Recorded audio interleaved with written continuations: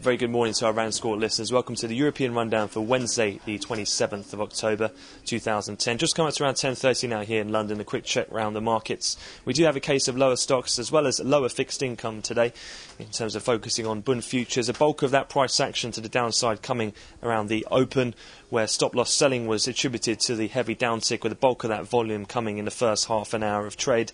In particular, the break on the 17th of September low at around the 129.09 handle did trigger some stops and exacerbated some of the sell-off there, and we remain quite sharply lower as well. T-notes and gilts followed suit in sympathy of that move.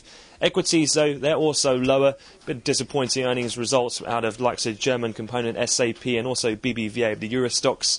However, on the banking side, financials performing a little bit better on a sector basis, helped by Deutsche Bank's earnings, which weren't quite as bad as expected.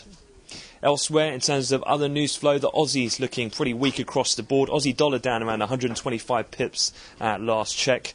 Definitely worth noting overnight that the latest Australian CPI data came out a lot weaker than expected and has pushed back quite a lot of analysts' calls for the next rate hike from Australia, potentially not until next February.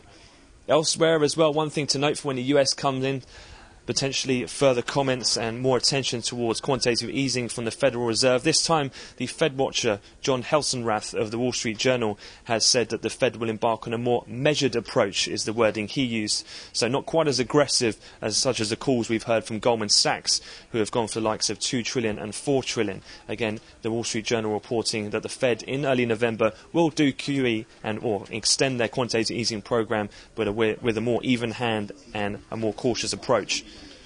Elsewhere then, just looking forward towards what's rest to come for the session in terms of corporate earnings. Procter & Gamble and ConocoPhillips are the two biggest companies pre-market. And in terms of US economic data, quite a busy day there as well. We've got the likes of durable goods, new home sales and the weekly DOE all-inventory numbers. And in terms of the fixed income side in Europe, we're shortly looking out for Portuguese debt auctions.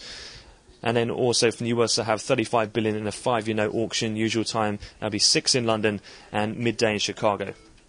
So that concludes the European wrap-up. We'll have another update to come at the European cash equity close later today. But for the time being, I wish you all a great trading day.